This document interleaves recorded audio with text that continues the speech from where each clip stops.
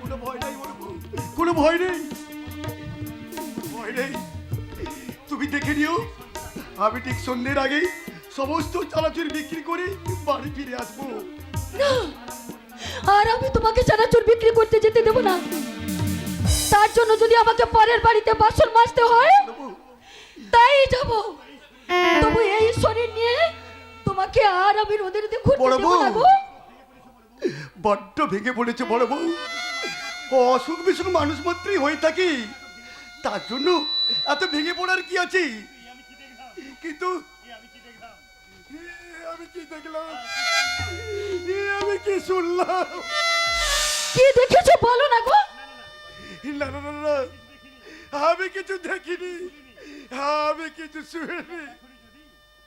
দেখনি যদি, তাহলে আজ কদিন ধরে তোমার মুখে ওই একটা কথাই শুনছি কেন? দিন নেই রাত নেই, শুধু কি দেখলাম কি শুনলাম করছো কেন? বড় বউ, কাল রাতে জ্বরের ঘুরে কতবার আমাকে বলেছো বড় বউ এ আমি কি দেখলাম কি শুনলাম। দোহাই তোমার, আমার কাছে কিচ্ছু লুকিও না, সত্যি করে বলো কি দেখেছো তুমি, যার জন্য আজ কদিন ধরে বড় বউ, তোমার মনে অশান্তির ঝড় বইছে? না না না, আমি আমি নীলকণ্ঠের মতো সমস্ত বীজ হজম করবো, তবু তবু কাউকে আমি উগরে দিতে পারবো না। সরে যাও, সরে যাও বড় বউ, সরে যাও, আমাকে চানাচুর বিক্রি করতে যেতে দাও। কেন তুমি অমন করছো বলো তো? একে অনুর চিন্তায় আমার চোখে ঘুম আসে না, মুখে ভাত তুলতে পারি না, তার উপর তুমি যদি অমন করো আমি কি করে বাঁচবো বলতে পারো? কি করে বাঁচবো? কেঁদো না, কেঁদো না, কেঁদো না বড় বউ, কেঁদো না। আমি বলছি অনু তার অপমানের প্রতিশোধ নিয়ে, আমার অপমানের প্রতিশোধ নিয়ে আমাদের বুকে ঠিক পড়ে আসবে। এটা তুমি কি দেখে অমলেশ বাবুর বাড়ি? হ্যাঁ, ভিতরে আসুন। এই চুপ করো, চুপ করো বড় বউ, কে যেন আসছে। এ কি দীপঙ্কর, তুমি? আপনি, আপনার নামে কি? অমলেশ বাড়ুচ্ছে, কিন্তু তুমি এখানে? মাজন বিক্রি করতে, মালিশ বিক্রি করতে আসিনি, আমি এসেছি পিয়ন হয়ে চিঠি আর টাকা দিতে। টাকা? চিঠি কে পাঠিয়েছে? বললেই বুঝতে পারবেন।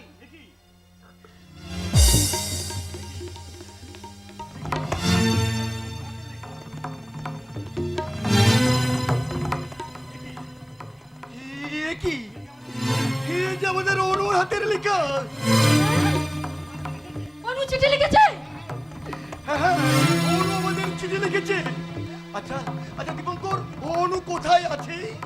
বলতে নিছে কেমন আছে সে? খুব ভালো আছে, তার জন্য কোনো চিন্তা করবেন না। সময় হলে সে আপনাদের কাছে ফিরে আসবে, সে আপনাদের কাছে ফিরে আসবে। দীপঙ্কর, এই দীপঙ্কর, যা চলে গেল। ও বড় বউ, আনন্দে আমার নাচতে ইচ্ছে করছে। অনু আমাদের চিঠি লিখেছে, অনু আমাদের। থামো না ছাই, আগে চিঠিখানা আমাকে পড়তে দাও, পড়ে দেখি আমার অনু কি লিখেছে। না না না, আমি আগে পড়ি, তারপর তুমি পড়ো। একটু জোরে জোরে পড়ো না শুনি। হ্যাঁ শুনবে? তবে শোনো, আমি পড়ছি। শ্রীচরণে সুদ দাদা ও বৌদি, প্রথমে তোমরা আমার ভক্তিপূর্ণ প্রণাম নিও। তোমাদের আশীর্বাদে আমি রাজেন্দ্র নারায়ণ বোসের উপর প্রতিশোধ নিয়েছি। সাক্ষী প্রমাণের দ্বারা প্রমাণ করেছি আমি চোর নই। ষড়যন্ত্র করে আমাকে চোর অপবাদ দিয়ে চাকরি থেকে ডিসচার্জ করা হয়েছিল। কি আমি বলিনি বড় বউ? ও তোমাকে একটা কাণ্ড মান্ড না করে ছাড়বে না। এ তো আর ডাক্তার ভাই নয়, এ আমার ভাই, এ দোস্তুর মতো এমকম পাস করা ভাই। তুমি বাবা করবে না চিঠিখানা পড়বে? হ্যাঁ হ্যাঁ হ্যাঁ, চিঠি পড়ছি, তুমি শোনো। আমি ভালো চাকরি করছি ও ভালো আছি, তোমাদের দুঃখের দিন থাকবে না। আপাতত 10,000 টাকা পাঠালাম, প্রণাম নিও। ইতি তোমাদের অনু। হতভাগা মুখুর আক্কেলটা দেখেছো বড় বউ? বিদেশ বিভূতিতে থাকেই কত টাকার প্রয়োজন, হ্যাঁ এখন টাকা না পাঠালে হতো না। কেন মিছি মিছি তার উপর রাগ করছো বলো তো? টাকা পাঠিয়ে তো ভালোই করেছে। তোমার চিকিৎসার খরচ। খবরদার খবরদার বড় বউ, তুমি আমাকে উঠে এলো না। ওর কত কষ্টের টাকা তুমি বাজে খরচ করতে বলছো? তোমার চিকিৎসার খরচ বাজে খরচ? নয়তো কি, আজ আজ অসুখ করেছি কাল ভালো হয়ে যাবি। তাছাড়া তাছাড়া এত টাকা পাঠাবে কি আছে? শোনা বড় বউ, তুমি এই টাকাগুলো গুছিয়ে রাখো, আর আর কালই তুমি একটা সত্যনারায়ণ পুজোর বাজার ব্যবস্থা করো। আর আমি অনু বাড়ি ফিরে এলে তার একটা বিয়ের ব্যবস্থা করবো। কি বলছো তুমি? ঠিকই বলছি। হে আমি আমি নিজে যা দেখেছি, আমি নিজে যা শুনেছি। কি শুনেছো তুমি? আমাকে আজ বলতেই হবে। পাচ্ছি না বড় বউ, কিছু ভুলতে পারছি না। যতবারই ভুলার চেষ্টা করি ততবারই চোখের সামনে ভেসে উঠে এই কুচ্ছের দৃশ্য মনের মধ্যে মোচড় দিয়ে চরণ করিয়ে দেয় পিছে ভরা সেই দৃশ্যের কথা। বড় বউ আবার খাপ দিয়ে জোরে। চলো চলো, শুয়ে পড়বে, চলো। না না, আমি শোবো না। আমাকে ছেড়ে দাও বড় বউ, আমাকে ছেড়ে দাও। আমাকে চানাচুরি বিক্রি করতে যেতে দাও। শোনো শোনো, কথা শোনো। না না, আজ আমি কোনো কথা শুনবো না। আমার অনুর বিয়ে দিতে হবে, আমার অনেক টাকা চাই। আমি টাকা ওই ওই স্কুলের টিফিনের ঘন্টা বাজে, হে কুড়ি ছেলেরা চানাচুর কিনতে আসবে। সরে দাও বড় বউ, আমাকে চানাচুর বিক্রি করতে যেতে দাও। চানাচুর চানাচুর।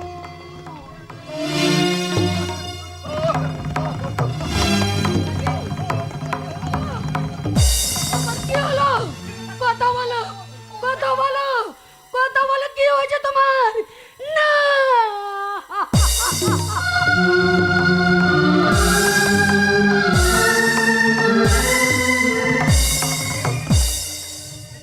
ভেঙে গেছে আমার রঙিন স্বপ্ন, সব ভেঙে গেছে।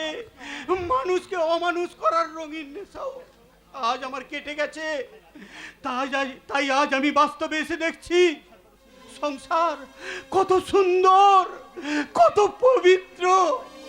সারা জীবন অমৃতকে অবহেলা করি গরলের পেয়ালায় চুমুক দিয়ে যে অন্যায় আমি করেছি তার শাস্তি আমাকে ভোগ করতেই হবে, আমাকে ভোগ করতেই হবে। তাই আজ কঠিন লিভার অ্যাবসেস রোগে ভুগছি। ও এ কি যন্ত্রণা, এই কি যন্ত্রণা। অনন্যা, অনন্যা,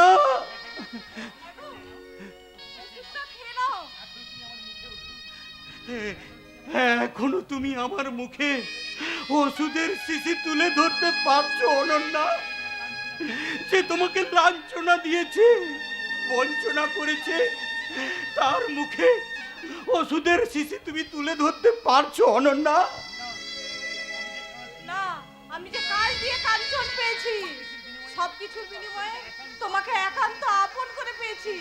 এই তো আমার সবচেয়ে বড় পাওনা, সবচেয়ে বড় গর্ব। অনন্যা, তোমার রূপে এত মাদকতা, বুকে এত ভালোবাসা, মুখে এত মধু, আগে আগে কেন আমি বুঝতে পারিনি অনন্যা? তাহলে আজ চুপ করো, আর একটা কথাও না বলে ওষুধটুকু খেয়ে নাও।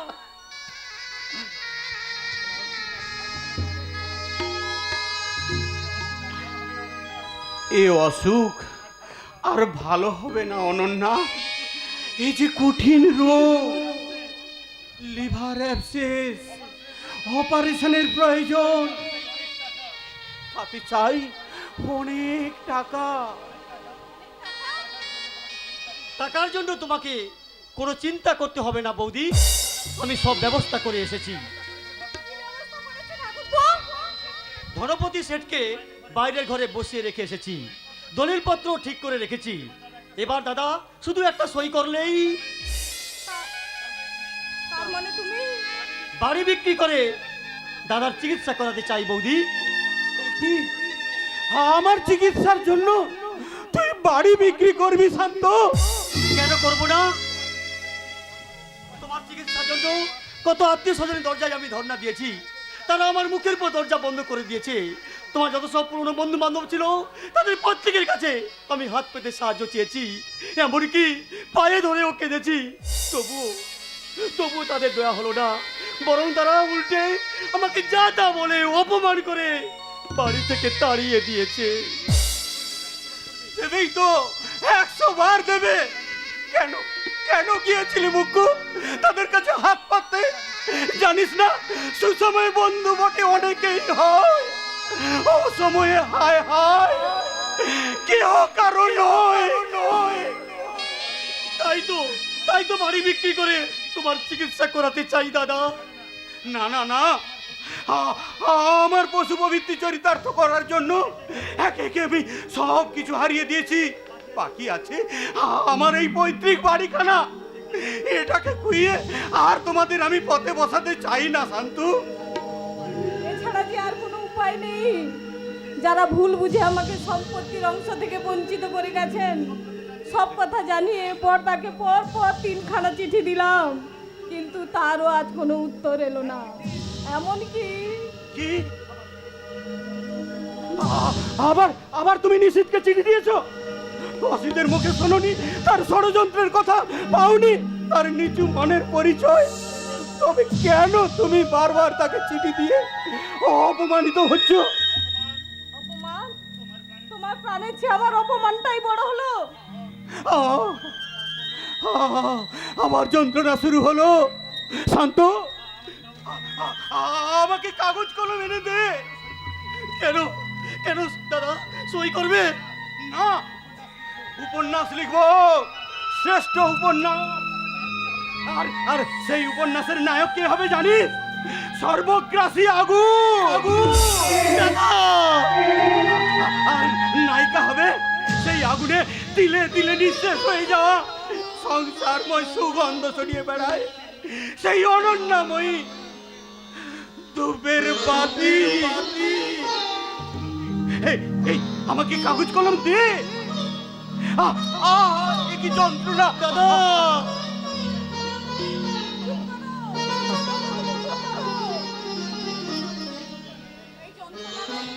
তোমাকে আর একটা কথা বলতে হবে না। দোহাই তোমার দাদা, কোনো অমত না করে দলিলে সই করবে। চলো, ধনপতি শেঠ বাইরের ঘরে বসে রয়েছে। ওকে তুই ফিরিয়ে দে শান্ত, ফিরিয়ে দে।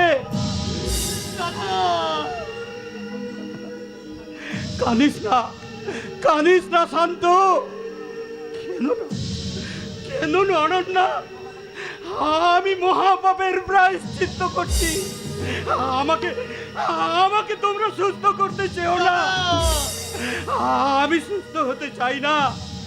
এইভাবে যন্ত্রণায় ছটফট করতে করতে আমি যখন মরণকে জড়িয়ে ধরবো, সেই হবে আমার মহাশান্তির, মহাতৃপ্তির, মহাতৃপ্তির।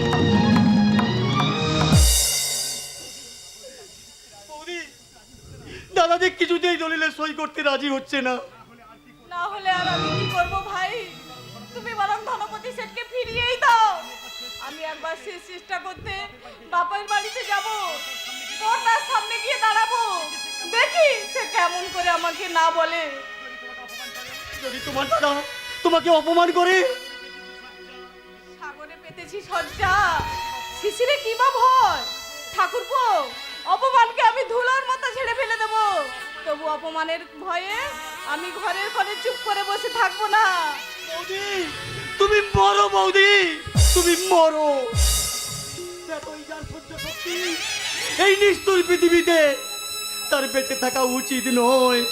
তুমি মরো বৌদি, তুমি মরো, তুমি মরো। না না না, এখন যে আমি যুদ্ধে জয়ী হয়েছি, সেই জয়ের আনন্দ সম্পূর্ণভাবে উপভোগ না করা পর্যন্ত আমি কিছুতেই ভেঙে পড়বো না, কিছুতেই না। ভেঙে পড়ো না, বৃক্ষের দীপঙ্কর অমৃত ভাই, একদিন ফলবেই ফলবে।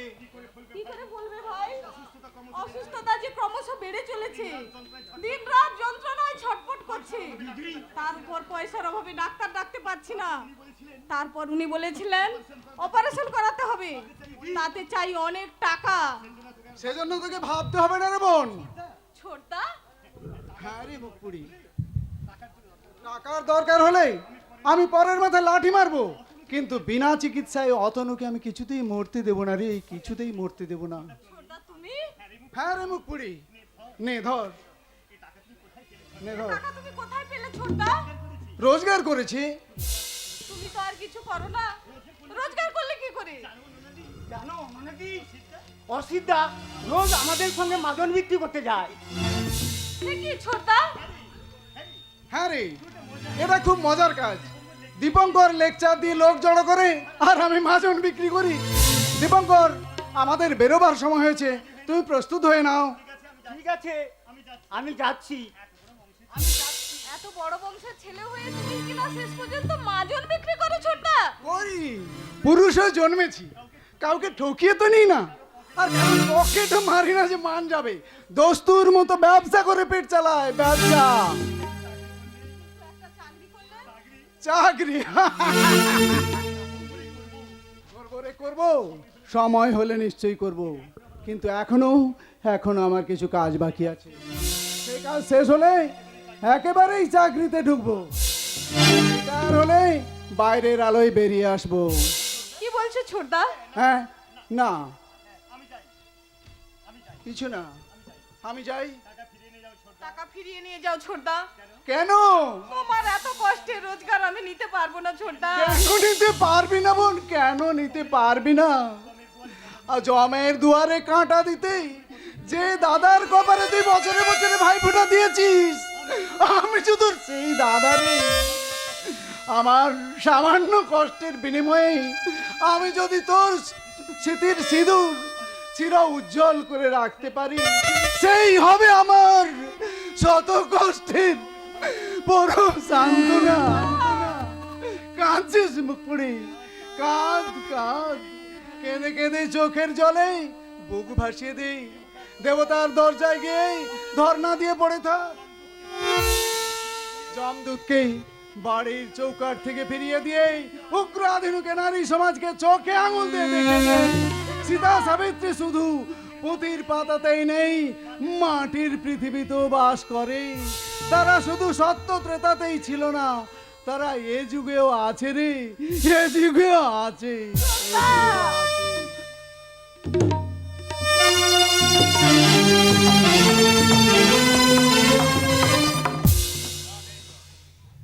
না, নেই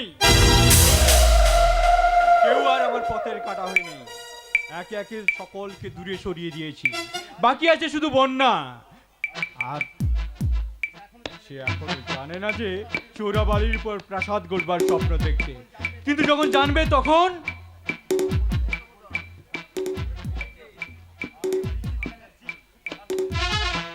আমিও নিশ্চিত চ্যাটার্জি। নিশিত, কি কি সংবাদ ধীরাজ? অমূল্য গাঙ্গুলি এইমাত্র রূপনগর থেকে ফিরে এসেছে। ইনকাম ট্যাক্স অফিসার 5 লক্ষ টাকা রিফিউজ করেছে। সে কি 5 লক্ষ টাকা রিফিউজ করছে? শুধু তাই নয়, সমস্ত খাতাপত্র ইনকাম ট্যাক্স অফিসার আটকে রেখেছে। ও এতদিন ধরে করেছেটা কি? সকল খাতাগুলো সেরে রাখতে পারেনি? আমি এর জন্য তার কাছে কৈফিয়ত চাইছিলাম। তিনি বললেন হঠাৎ যে এরকম একটা কিছু ঘটে যাবে তিনি স্বপ্নেও তা কল্পনা করতে পারেন। তাই নাকি? আর ওই ভাবতে না পারার জন্য আমাকে যে এতগুলো টাকা ক্ষতিপূরণ দিতে হবে, নইলে যে কারখানা বন্ধ হয়ে যাবে। উফ, যতই ভাবছি তত মাথায় আমার আগুন জ্বলছে। না না, একটা শেষ চেষ্টা আমাকে করে দেখতে হবে। কোথায় যাচ্ছ তুমি? ব্যাংকে যাচ্ছি টাকা তুলতে। ঘুষ নেবে না?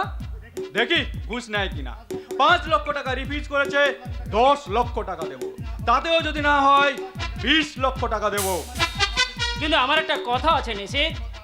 কি কথা? বন্যার সঙ্গে আমার বন্যা? এই তুমি শোনো ধীরাজ, বন্যার সঙ্গে তোমার বিয়েটা আর হবে না।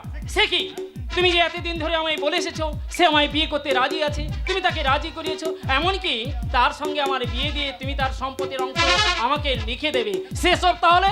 মিথ্যে কথা, আমি বন্যাকে কোনোদিন বিয়ের প্রপোজাল দিইনি। শুধু শুধু তোমাকে দিয়ে আমার কাজগুলো করিয়ে দিতে চেয়েছিলাম, সেজন্যই তোমার সঙ্গে বন্যার অবাধ মেলামেশার ব্যবস্থা করে দিয়েছি। এতদিন তাহলে আমি মরিচিকার পিছনে ছুটে বেরিয়েছি।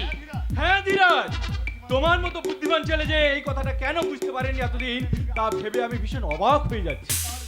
এই তাহলে তোমার শেষ কথা? শুধু কথাই নয়, সম্পর্ক শেষ। কারণ আমি শয়তানদের দিয়ে কাজ করাই ঠিকই, কিন্তু কিন্তু তাদের সঙ্গে কোনো সম্পর্কই রাখি না। তুমি যাও ধীরাজ, যাও ধীরাজ, আর কোনোদিন এই বাড়িতে পা রাখবে না, যাও। প্রতিমা, সত্যি এতদিনে একটা কাজের মতো কাজ করলে। প্রতিমা, দুঃখ করো না দাদা, এভাবে আমি আগে থেকেই জানতাম। মরিচিকার মায়া শুধু মানুষকে টেনে নিয়ে যায়, কিন্তু পিপাসা দূর করে না। তুমি অনেক উপরে উঠতে গিয়েছিলে, তাই পড়ে গিয়ে হাত পা ভেঙেছো। এখন যাও, নইলে আবার হয়তো তোমাকে অসম্মান করে বসবে। আচ্ছা আজ আমি যাচ্ছি, কথাটা আমার মনে থাকবে, মনে মনে রেখে কোনো লাভ নেই ধীরাজ, কারণ আমি সমস্ত গোড়াঘাট বেঁধেই তোমাকে সরিয়ে দিয়েছি।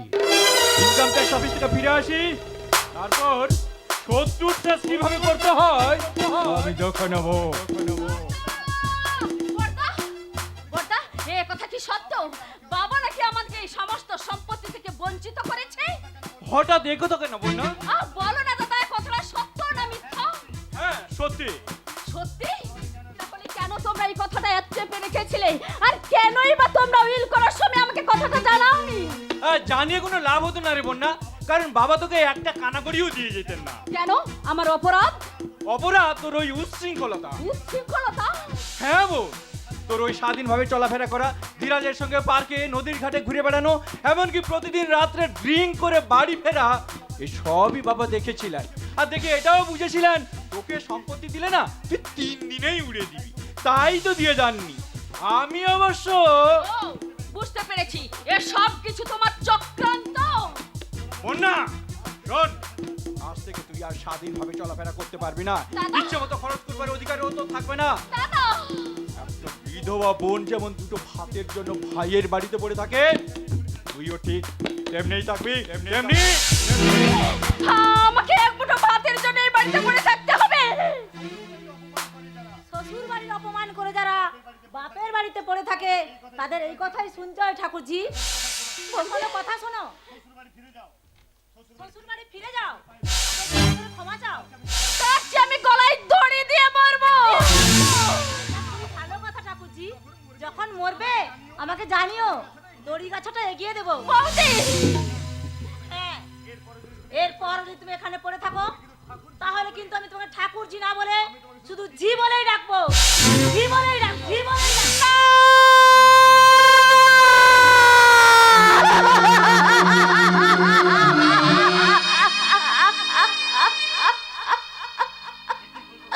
হে কি হলো? এক মুহূর্তের ভূমিকম্পে সমস্ত পৃথিবীটা যেন উলট পালট হয়ে গেল। বিনা মেঘে বজ্রপাতের মতো আমাকে মৃত্যু হলো। যে বাড়িতে এতদিন আমার সাথে চাই কেউ বাধা দিতে পারেনি, আজ সেই বাড়িতে কিনা আমাকে দুমুঠো ভাতের জন্য পড়ে থাকতে হবে। যে বৌদিকে আমি এতদিন ঘৃণার চোখে দেখে এসেছি, সেই বৌদি আমাকে ঝি বলে ডাকবে। ঝি বলে শুধু রাখবে না, এরপর বাসন মাজতে কাপড় কাচতে এগিয়ে দেবে। ধীরুদা, আমার কথা সত্যি কিনা প্রমাণ পেয়েছো তো বন্যা? হ্যাঁ, পেয়েছি ধীরুদা, কিন্তু আমি কি করব বলো? প্রতিশোধ নাও, প্রতিশোধ। প্রতিশোধ? হ্যাঁ প্রতিশোধ। নিশিত যেমন ছলনা করে তোমাকে তোমার সম্পত্তির অংশ থেকে বঞ্চিত করেছে, তুমিও তেমন করে তার বিরুদ্ধে কেস করো। কিন্তু জলে বাস করে তো আর কুমিরের সঙ্গে যুদ্ধ করা যায় না ধীরুদা। তাহলে কেন বাস করবে বন্যা? এখান থেকে তুমি অনন্যার বাড়িতে চলে যাও। অনন্যার বাড়ি? হ্যাঁ হ্যাঁ, অনন্যার বাড়ি। নিশি এইভাবে ষড়যন্ত্র করে তাকেও ফাঁকি দিয়েছে, তাই বলছি দুই বোনে একসঙ্গে যুক্তি করে তার বিরুদ্ধে কেস করো, দেখবে তোমরা সম্পত্তি নিশ্চয়ই পাবে। আর এর জন্য যত রকম সাহায্য করতে হয় আমি তাই করব, কিন্তু আমার কথায় রাজি তো তুমি? হ্যাঁ আমি রাজি। তাহলে আর দেরি নয়, আজই অনন্যার বাড়িতে যাওয়ার জন্য তৈরি হও। আমি তোমাকে গাড়িতে করে পৌঁছে দিয়ে আসবো। কিন্তু দাদা, সে এই মুহূর্তে গাড়ি নিয়ে ব্যাংকে গেছি, ফিরে এলে হয়তো তোমাকে আর বাড়ির বাইরে যেতে নাও দিতে পারি। ঠিক আছে আমি প্রস্তুত। তাহলে তুমি তৈরি হয়ে এসো, আমি তোমার জন্য স্টেশনে অপেক্ষাই করছি। হ্যাঁ, আজ আমি অনন্যার বাড়ি যাব, তারপর দুই বোন যুক্তি এঁটে দাদার নামে কেস করে তাদের সমস্ত সম্পত্তি থেকে আমরা দুই বোন অর্ধেক অংশ নিয়ে তাকে বুঝিয়ে দেবো যে সে যেমন ধীরাজ চাটুর্যের ছেলে, আমরাও ধীরাজ চাটুর্যের মেয়ে।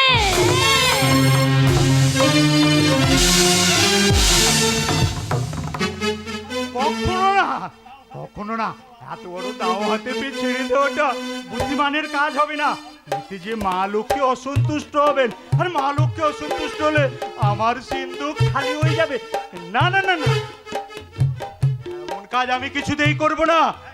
একদিকে চলছে মন্দির, ওং সর্বমঙ্গল মঙ্গলে শিবে সর্বার্থ সাধিকে শরণ্যে ত্রম্বকে গৌরী নারায়ণী নমস্তুতে। আর একদিকে চলছে চোলাই কোম্পানি, বিপিন বাবুর কারণ সুধা, বিপিন বাবুর কারণ সুধা, মেটাই জ্বালা মেটাই খোদা, মেটাই জ্বালা মেটাই খোদা। মহা মানুষ পাচিয়ে তোলে এমনি যে তার জাদু। বিপিন বাবুর কারণ সুধা, বিপিন বাবুর কারণ সুধা, বিপিন বাবুর কারণ সুধা। আর আজ থেকে শুরু হলো নিত্য নতুন মেয়ে ছেলের আমদানি। জয় গুরু।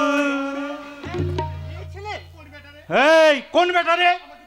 আমাকে চিনতে পারছো না? আমি তোমার গুরুর গুরু। ও। 449 হ্যাঁ, তুই সেই 420 দীপঙ্কর না? তা এখানে কি চাই? পুজো দিতে। ব্যাটার খুব যে ধর্মে মতি হয়েছে দেখছি। না না না, মন্দির খোলা হবে না, দেখছিস না বাইরে কিরকম ঝড় জল আরম্ভ হয়েছে। খুলবে না তো?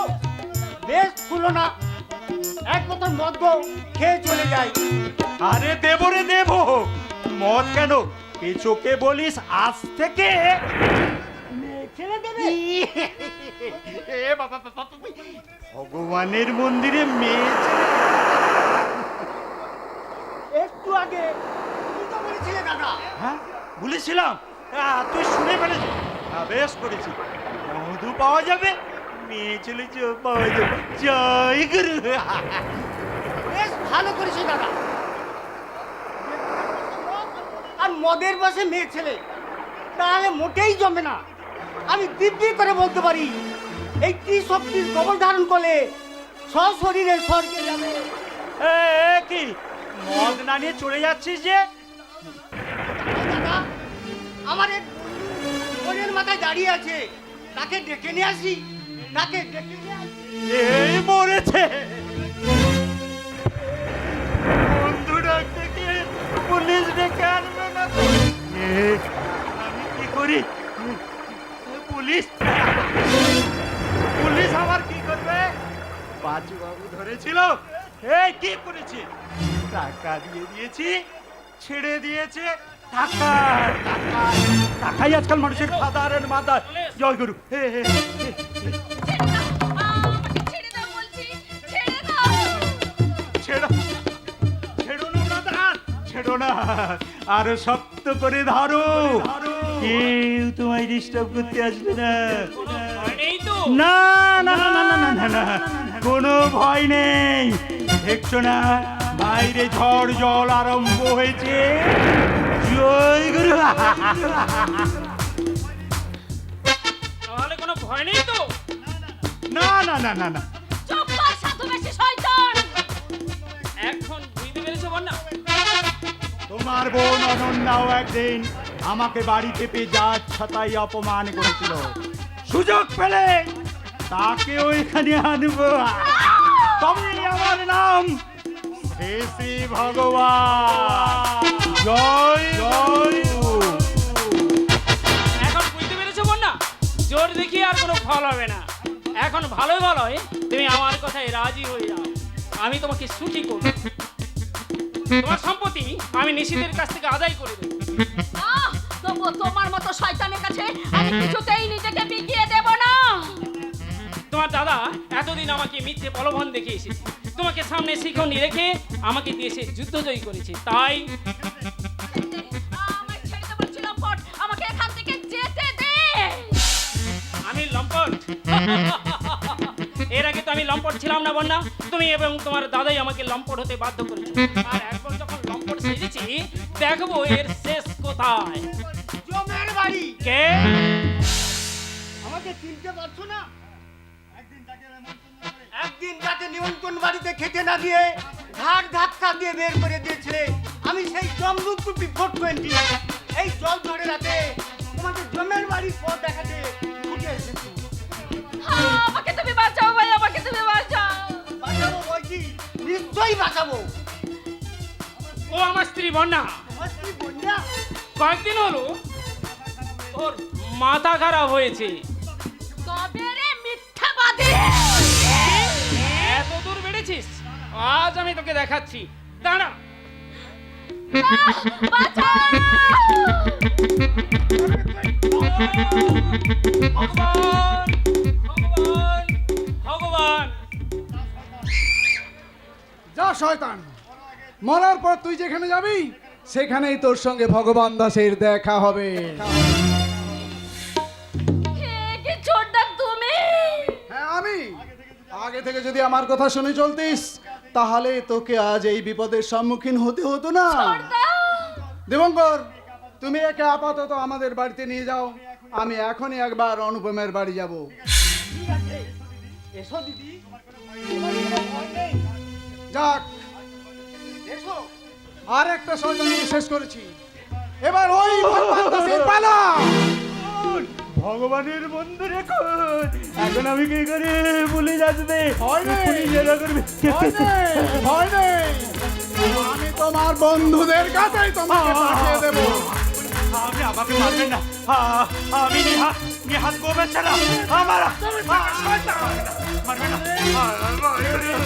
জয় গুরু, বিশ্বাসী সাধনে ষড়যন্ত্র করেছিলে, জয় গুরু। জোর করে আমার মুখে মদ ঢেলে দিয়েছিলে। না না, I will punish you. I will send to heaven.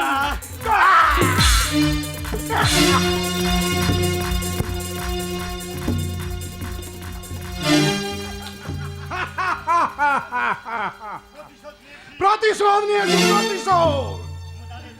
যাদের সঙ্গে ষড়যন্ত্র করে দাদা আমাকে চরিত্রহীন মাতাল প্রতিপন্ন করেছিল তাদের সবার উপরেই আমি প্রতিশোধ নিয়েছি, প্রতিশোধ।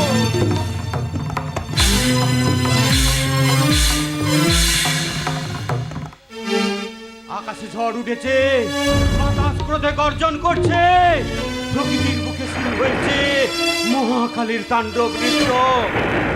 ওই রকম আমার পেটের মধ্যে শুরু হয়েছে লিভার অ্যাবসেসের অসহ্য যন্ত্রণা। চারিদিকে চারিদিকে শুধু দেখতে পাচ্ছি মৃত্যুর বিভীষিকা।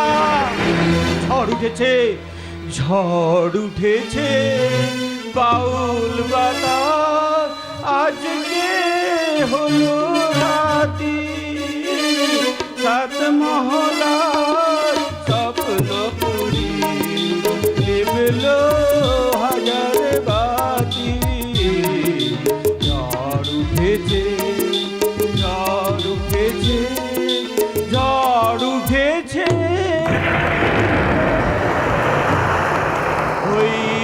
ওই যমদূতের শব্দ শুনতে পাচ্ছি। যমদূত, ওই যমদূত এগিয়ে আসছে, আরো কাছে এগিয়ে আসছে।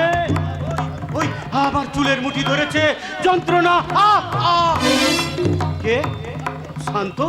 এলো না দাদা, কোনো ডাক্তার এলো না। আমি কত অনুরোধ করলাম, পায়ে ধরে কাঁদলাম, তবু তাদের দয়া হলো না। ভিজিটের টাকা আগে দিতে না পারায় কোনো ডাক্তার আসতে রাজি হলো না। শান্ত। সকলেই যখন আমাকে বিমুখ করে ফিরে দিয়েছে, তখন আর কারো দরজায় গিয়ে আমি ধর্ণা দেব না। কাল থেকে আমি রিক্সা চালাতে যাব, স্টেশনে গিয়ে কুলিগিরি করে তোমার চিকিৎসা খরচ চালাবো। তবুও পরের অনুগ্রহে আশায় আর একটা দিনও আমি হাত পা গুটিয়ে বাড়িতে বসে থাকবো না।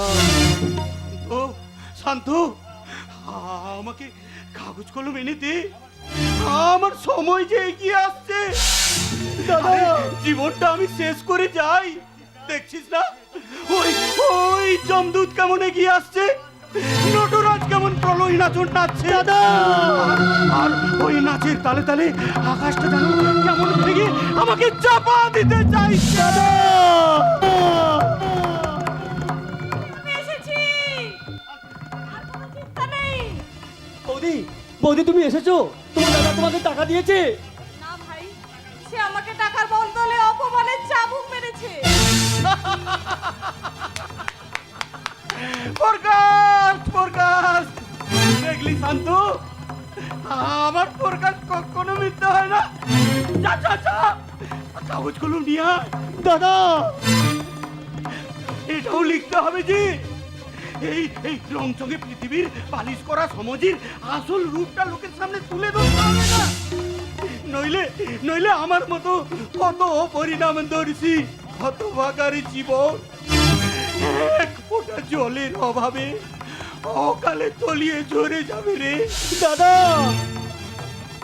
কিন্তু আমি যে তোমাকে ঝরে যেতে দেব না, আমি তোমাকে বাঁচিয়ে তুলবই। কেমন করে? টাকা না হলে যে। দাদা আমাকে অপমান করে ফিরিয়ে দিলেও বৌদি আমাকে শুধু হাতে ফেরায়নি, সে আমাকে। সে কি তোমার বউকে তোমাকে টাকা দিয়েছে? না না, টাকা নয়, সে তোমার প্রাণ বাঁচাতে তার গায়ের গহনা খুলে দিয়েছে। এই দেখো কত গহনা। অপূর্ব, অপূর্ব স্টোরি। এটাও আমাকে লিখতে হবে, বুঝেছিস? গয়না দিয়েছে বৌদি। তোমার বৌদি মানুষ নয়, স্বর্গের দেবী। দাদা, আর তোমার কোনো চিন্তা নেই, সব ভালো হয়ে যাবে। বৌদি, ওখান থেকে একটা গয়না আমায় দাও, আমি বিক্রি করে আগে একজন ভালো ডাক্তার ডেকে আনি দাদার চিকিৎসা। না না না, পরের মেয়ের গয়না বিক্রি করে আমি চিকিৎসা করাতে চাই না। যাও যাও না, তুমি তুমি গয়নাগুলো তোমাকে বৌদিকে ফিরিয়ে দিয়ে আসো। যাও। তুমি আমার বৌদির মহত্বকে অপমান করবে? অপমান? না না, তাই বা কি করে হয়? আহ আহ আহ, দাদা, যন্ত্রণা। আর তুমি বাধা দিও না ঠাকুরপো। অনন্যাদি, আর দেরি করো না। কে? দীপঙ্কর? তোমার একখানা কাপড় দাও না দিদি। কি হবে ভাই? তোমার দিদি পড়বে। আমার দিদি? কি বলছো তুমি? ঠিকই বলছি। শয়তান ধীরাজ বাবু তোমার দিদিকে অপহরণ করে বাড়ি থেকে তুলে এনে এক শয়তানের আড্ডায় নিয়ে গিয়ে তার সতীত্ব নষ্ট করার চেষ্টা করছে। আমি আর তোমার ছোটদা অনেক কষ্ট উদ্ধার করে বাড়িতে এনেছি। এখানে কাপড় দাও না দিদি। ঠাকুরপো, তুমি একখানা কাপড় নিয়ে দীপঙ্করকে সঙ্গে করে দিদিকে এখানেই নিয়ে আসো। চলো দীপঙ্কর দা, তাই চলো শান্ত, তোর সঙ্গে তাকে পাঠিয়ে দে। আমি নিশ্চিন্ত মানে নার্সিংহোমের দিকে রওনা হব। নার্সিংহোম? কেন কেন? তোমার জন্য সিট রিজার্ভ করতে। দীপঙ্কর, তোমার কোনো চিন্তা নেই অতনুদা, আজ রাত্রে সিট রিজার্ভ করে কাল সকালে তোমাকে সেখানে নিয়ে যাবো। ডাক্তার দিয়ে অপারেশন করব, মানুষের মতো ওজন টাকা ওজন করে তোমাকে বাঁচিয়ে তুলবো। দীপঙ্কর দা, অত টাকা পেলি কোথায়? অসিদ্ধা জোগাড় করেছে। ছোটদা? আপন পেটের ভাই টাকার জন্য অনন্যাকে অপমান করলো, আর তারই জেঠতো তো ভাই কিনা টাকা দিয়ে আমাকে বাঁচিয়ে তুলতে চাইছে। অপূর্ব, অপূর্ব। দাদা,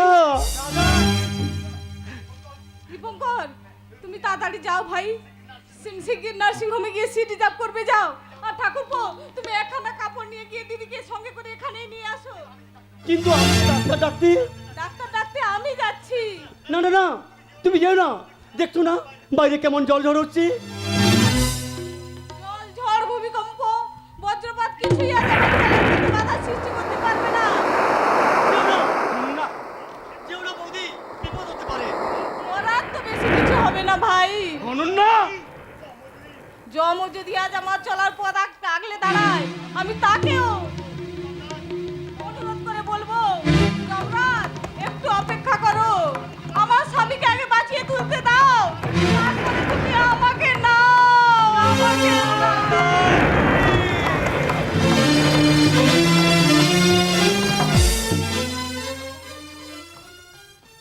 বলো কি শান্তনু, তোমার বৌদি এই সব বাজে কাপড় পরে থাকে? Sad, it is very sad. মানুষই যা ভাবতে পারে না বাস্তবে তাই যে ঘটে যায় দিদি।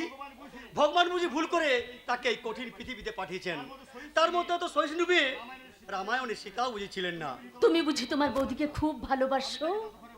আমি তাকে যতখানি ভালোবাসি, বৌদি আমাকে তার চেয়ে অনেক অনেক বেশি ভালোবাসে। আশ্চর্য। সত্যি আশ্চর্য। সত্যি আমার বৌদির নামের সঙ্গে তার চরিত্রের অপূর্ব মিল।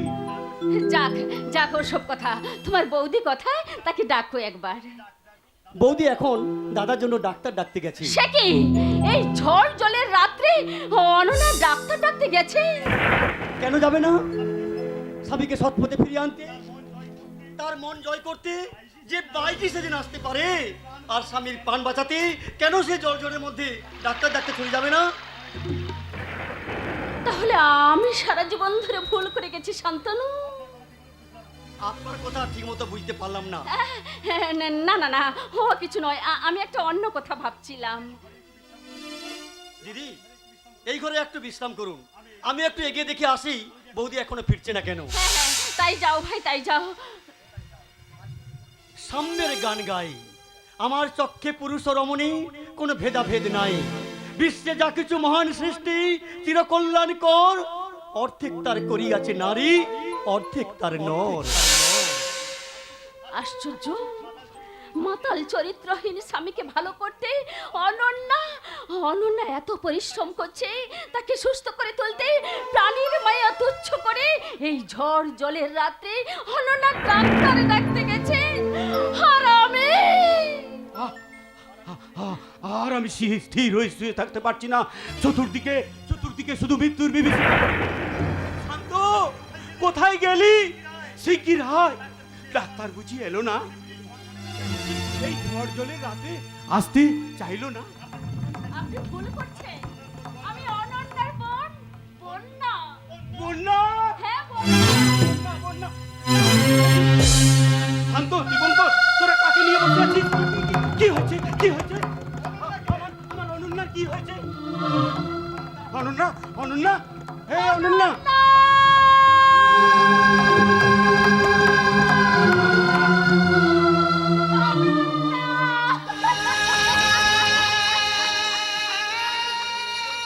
বৌদি ফিরতে দেরি দেখে আমি ওর খোঁজ করতে যাচ্ছিলাম। জল ঝড়ের মধ্যে বিদ্যুতের আলোয় দূর থেকে দেখতে পেলাম এক হাতে ওষুধের শিশি নিয়ে বৌদি আমার রুদ্ধশ্বাসে ছুটতে ছুটতে আসছে। এমন সময় পিছন থেকে একটা গাড়ি এসে বৌদিকে চাপা দিয়ে ফুল স্পিডে বেরিয়ে গেল। দাদা, নিয়েছি WB349000। সে কি? এ তোমার বর্দার গাড়ির নম্বর। না!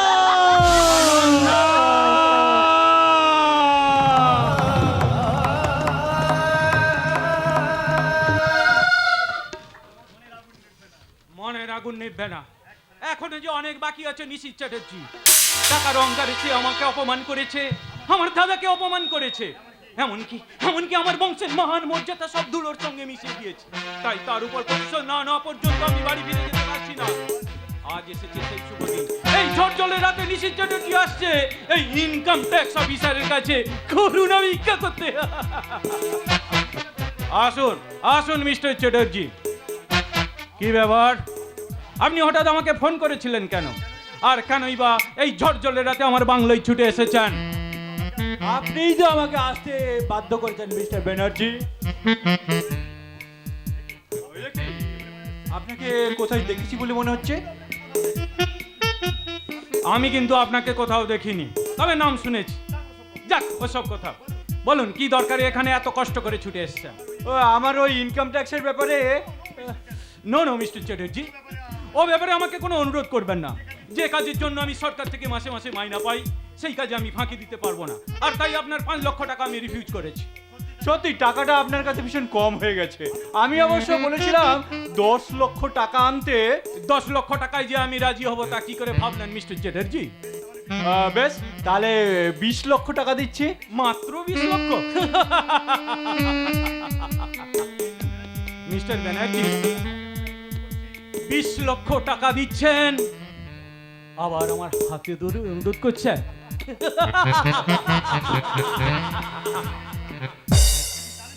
বসুন, আপনার জন্য কতটা কি করতে পারি তাই দেখি।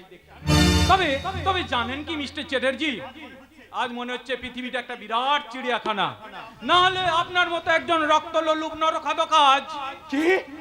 আমি নরখাদক? হ্যাঁ হ্যাঁ, আপনি। মনে পড়ে মিস্টার চ্যাটার্জি, একদিন এক নিরীহ শ্রমিক তার ন্যায্য ক্ষতিপূরণের টাকা চাইতে গিয়েছিল বলে তাকে বলেছিলে ভিক্ষে দেওয়া যায়, কিন্তু তার দাবি মানা যায় না। আর বলেছিলে পথে বসে ভিক্ষে করতে যা, পয়সার অভাব হবে না। এমনকি দারুণ ডেকে তাকে বাড়ির বাইরে বের করে দিয়েছে। মনে পড়ে সেসব মিস্টার চ্যাটার্জি? আপনি এসব জানলাম কি করে, তাই তো? আশ্চর্যের কিছুই নেই মিস্টার চ্যাটার্জি। একদিন যাকে তুমি বাড়ি থেকে তাড়িয়ে দিয়েছিলে, আমি যে তারই ছোট ভাই, অনুপম ব্যানার্জি। অনুভব তুমি? হ্যাঁ, আমি, যার সংসারে দুর্ভিক্ষ সৃষ্টি করতে রাজেন্দ্রনারায়ণ বোসের সঙ্গে ষড়যন্ত্র করে দিয়েছিলে, যাকে চোর অপবাদ দিয়ে চাকরি নষ্ট করে দিয়েছিলে, আজ এসেছো তারই কাছে 20 লক্ষ টাকা দিয়ে আর হাতে ধরে সহানুভূতি আদায় করতে। আমি তোমার কাছে কোনো সহানুভূতি চাইতে আসিনি অনুপম। আমি যদি জানতাম তুমি ইনকাম ট্যাক্স অফিসার হয়েছো, তাহলে পেট্রোল খরচ করে এত দূর আমি এখানে আসতাম না। বেরিয়ে যান মিস্টার চ্যাটার্জি, নইলে আমার বাড়ির দারোয়ান দেখে তোমাকে বাড়ির গেটের বাইরে বের করে দেব। এত বড় কথা? বেশ, আছে। তবে মনে থাকে যেন অনুপম, এই নিশিত চ্যাটার্জি অপমান হজম করতে শেখেনি। পোশাক পরিচ্ছদেই বুঝতে পারছেন আমরা পুলিশের লোক, আর একজন আসামিকে ধরতেই আমরা এখানে এসেছি। আসামির নাম নিশিত চ্যাটার্জি।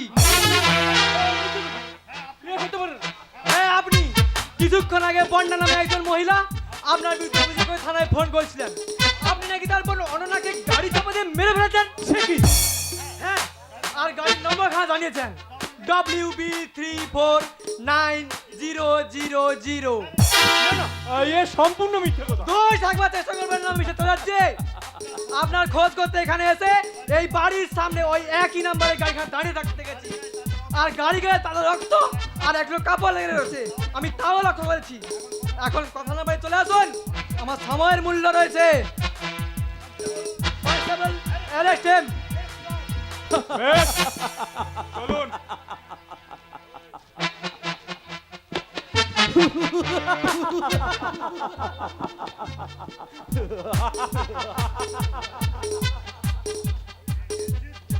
এই নিশিত চ্যাটার্জিকে বন্দি করবার মতো জেল এখনো হয়নি পৃথিবীতে। আবার উকিল লাগিয়ে আবার ফিরে আসবো। প্রকৃতিও প্রতিশোধ নিয়েছে, আমিও প্রতিশোধ নিয়েছি। তোর প্রতিশোধ নেওয়া শেষ হয়েছে? চরম প্রতিশোধ। আজ আমিও প্রতিশোধ নিয়েছি। আজ কিছুক্ষণ পূর্বে ভগবান দাস আর ধীরাজকে আমি খুন করে এসেছি। তুই খুন করেছিস?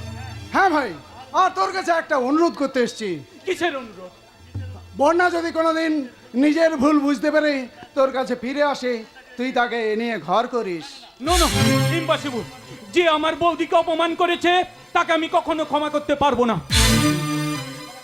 যদি তোর বৌদি ক্ষমা করেন, আমার বৌদি, আমার বৌদি, আমি তাকে সঙ্গে করে এনেছি, আর সঙ্গে বন্যাও আসছে। বৌদি এসছে, বৌদি, বৌদি, বৌদি! ওরে তোরা লাল পেরে গরুদের কাপড় নিয়ে হয়, আমার বৌদি এসছে, আমার মা এসছে, আমার মা। অনু, বৌদি, অনু, বৌদি, বৌদি!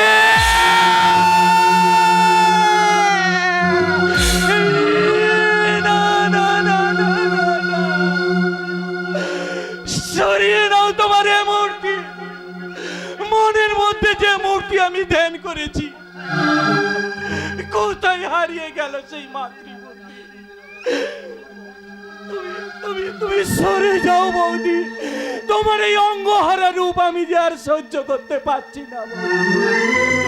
তুমি সরে যাও বৌদি, তুমি সরে যাও বুকে আয় ভাই, বুকে আয়, বৌদি। আমার এই শূন্য বুকখানা তুই ভরিয়ে দে ভাই। অনু, অনু,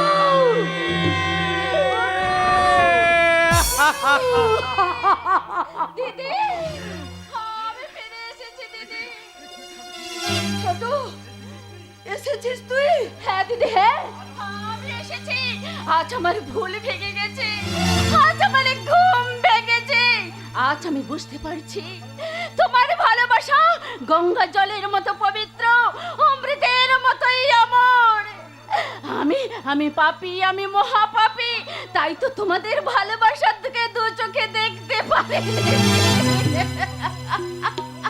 ছোট, আমাকে তুমি ক্ষমা করে দাও দিদি, আমাকে তুমি ক্ষমা করে দাও। ছোট, এ তুই কি বলছিস? ভুল যখন ভেঙেছে তখন কার সাধ্য তোকে তোর অধিকার থেকে বঞ্চিত করে? তুমিও আমাকে ক্ষমা করে দাও গো, তুমি আমাকে ক্ষমা করে দাও। যাও বন্যা, বৌদির ক্ষমা যখন পেয়েছো তখন আমিও তোমাকে ক্ষমা করে দিলাম বন্যা। আমার কাজ শেষ অনুভব ভাই, আমি আমার পাপের প্রায়শ্চিত্ত করতে যাচ্ছি। বাইরে পুলিশের গাড়ি অপেক্ষা করছে, আমি তাদের কাছে সব কথাই স্বীকার করেছি। এখানে থাকার আর আমার কোনো অধিকার নেই। চাই সকলের সঙ্গে সব সম্পর্ক ছিন্ন করে শুরু করতে চলেছে এক নতুন জীবন। তবু আমার একটাই সান্ত্বনা থাকবে, তুই বন্যাকে নিয়ে সংসার করবি, তাকে নিয়ে সুখে সংসার করেছিস, থামিয়ে দিয়েছিস হাসির হাটে কান্না, কান্না। দর্শক মন্ডলী, আমাদের এখানে নাটক শেষ হলো।